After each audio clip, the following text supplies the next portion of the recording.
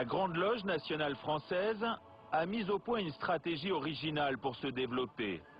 Elle crée des nouvelles loges partout à l'étranger, et notamment dans les pays africains. Nous sommes très fiers de ce qui est fait en Afrique. Nous initions des frères africains avec cette volonté, mais une volonté absolue et inébranlable, de leur permettre de réaliser leur propre cadre maçonnique. Et aujourd'hui, ce sont des grandes loges régulières et souveraines, au même titre que ces États sont souverains. Vous avez des grandes loges dans toute l'Afrique centrale et toute l'Afrique francophone. Ce sont des grandes loges qui, effectivement, sont filles de la GLNF. Elles sont filles, mais aujourd'hui, elles ont leur vie propre. Alors pourquoi ces contacts avec l'Afrique? Ces relations ont-elles seulement pour objectif une fraternisation internationale sur fond de spiritualité et de philosophie? François Stéphanie nous laisse filmer une rencontre avec les représentants de plusieurs obédiences africaines. La cérémonie se déroule dans les salons feutrés d'un grand hôtel parisien. À cette occasion, les différents dignitaires apportent à François Stéphanie des messages de paix de leur pays.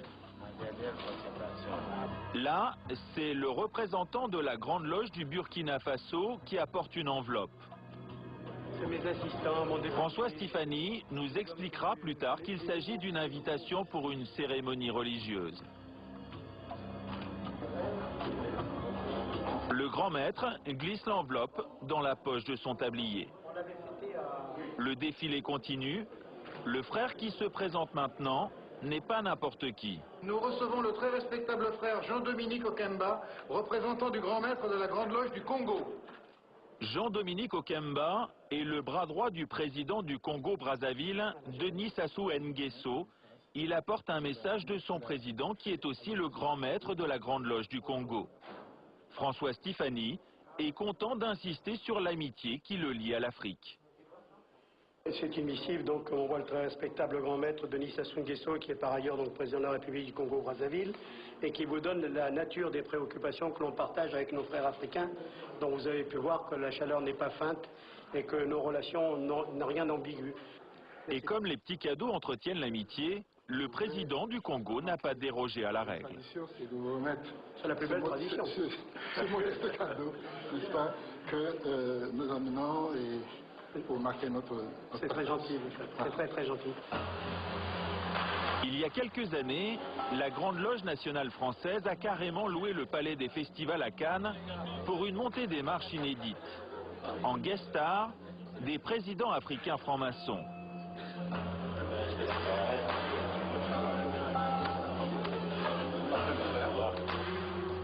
Antoine Glaser est le directeur de la Lettre du Continent, une publication spécialisée sur l'Afrique.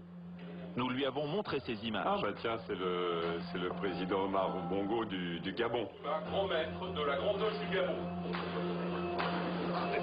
Et ça, c'est le président Denis Sassou Nguesso du Congo. Ici, c'est Jean-Dominique Okemba, qui est, on l'appelle un peu le vice-président et qui est le patron des services secrets du Congo.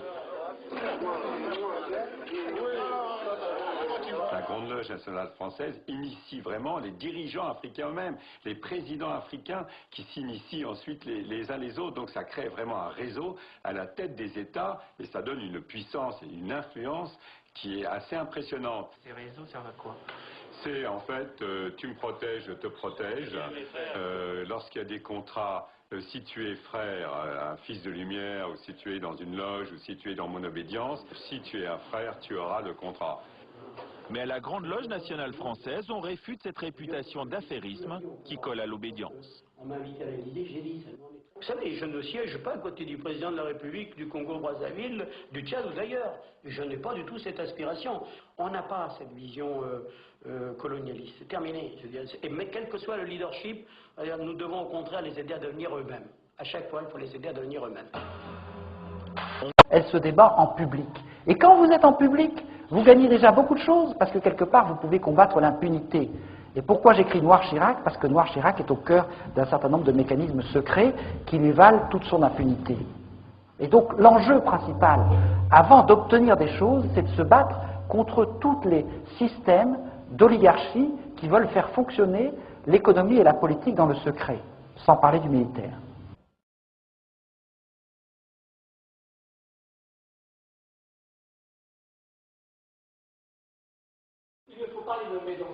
Mais je vais les nommer, je vais vous le dire, puisque j'en mets un chapitre complet dans Noir Chirac, il y a toute une partie qui traite de ça nommément avec tous les gens. Bon. Donc si vous voulez, je n'ai pas peur de donner les noms. La Grande Loge nationale française, qui est la franc-maçonnerie la plus à droite, essentiellement, mais beaucoup plus. Aujourd'hui, tous les chefs d'État africains, france-africains, appartiennent à la GNF. Tous. Tous les dictateurs. Certains qui sont sensibles au Grand Orient, Oui. avec Christian Moussy, Tout à fait. Mais ils sont tous passés à la GNF.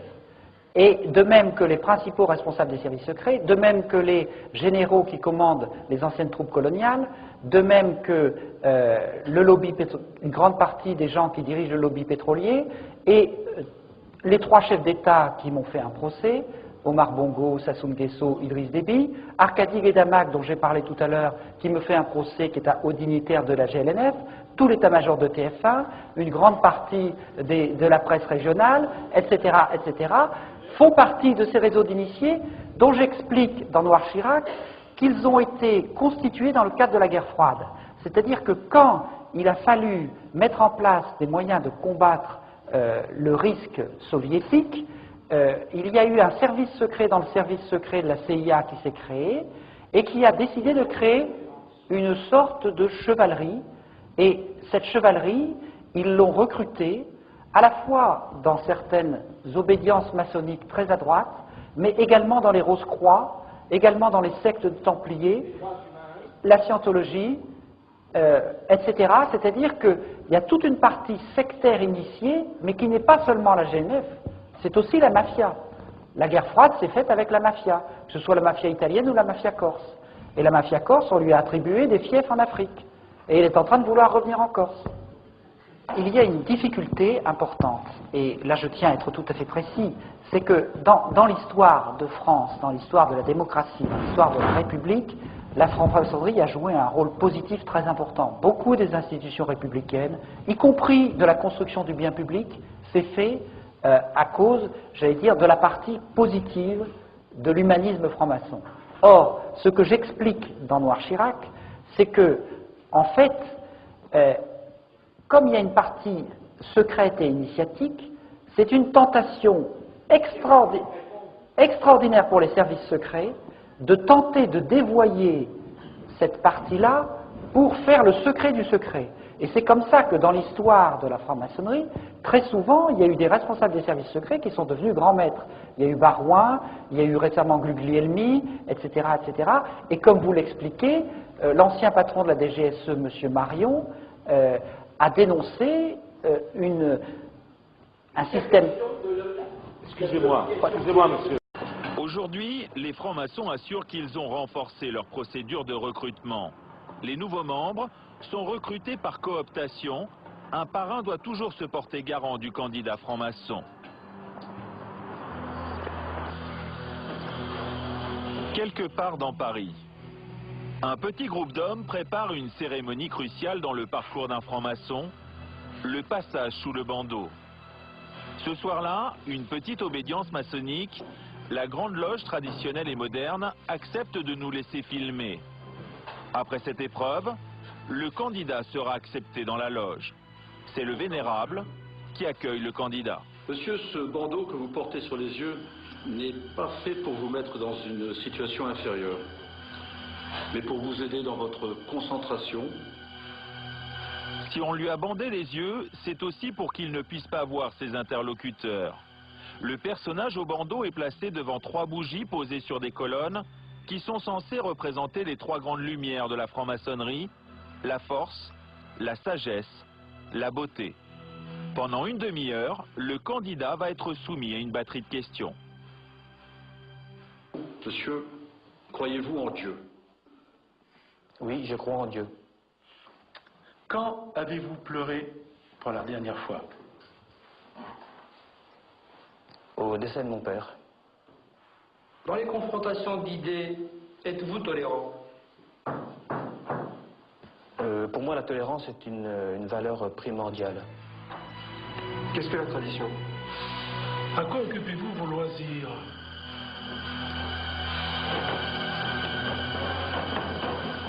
On fait pas subir, si je puis dire, cette épreuve à un candidat si on sait qu'on ne va pas vraiment l'accepter. Ce serait injuste, cruel, ce serait tout à fait inadmissible. Les frères de la Grande Loge traditionnelle et moderne ont accepté que nous assistions à cette épreuve tenue secrète pour montrer que la franc-maçonnerie n'a rien à cacher. Je pense qu'elle devient...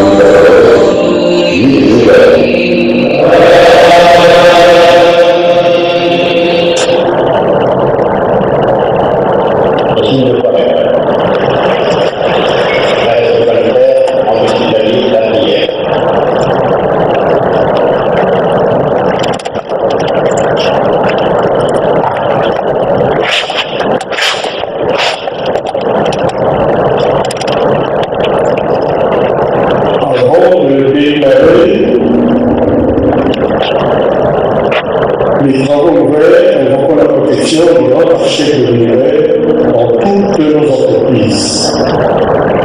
Puisque nos travaux ainsi ouverts dans l'ordre, se continuer dans la paix et se fermer dans la concorde. Qu'il en soit ainsi.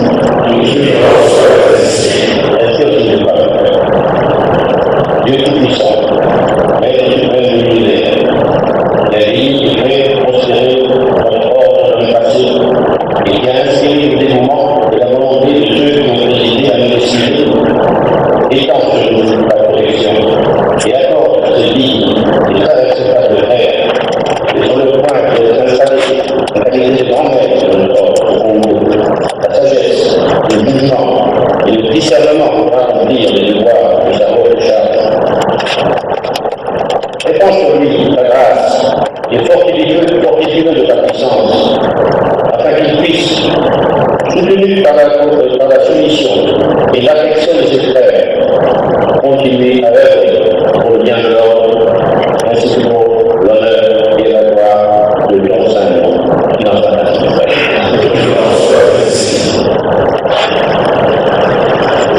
En maître des cérémonies installateurs, on était appuyé, justement maître, devant l'autel, il passera ses deux mains édentées sur le volume de la grâce.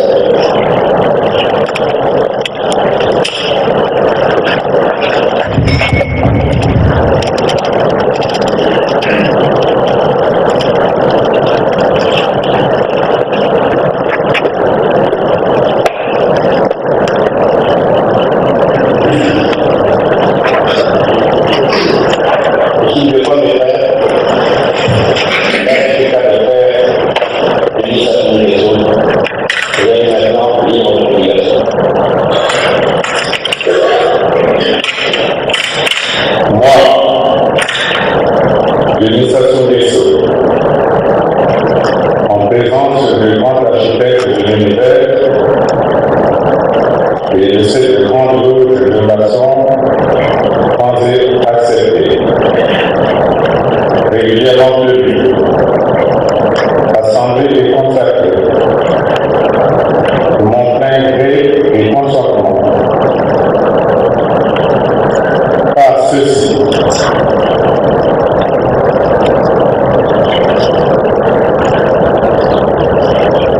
et sur ceci. Je promets solennellement que je m'acquitterai des devoirs de grand maître de la Grande Loge du Congo, fidèlement et consciencieusement, avec zèle et impartialité, et au mieux de mes aptitudes, jusqu'à ce qu'un frère ait été dûment élu et installé à ma place. Dans cette haute fonction, je ferai tout ce qui est en mon pouvoir pour servir les intérêts de la franc-maçonnerie régulière en général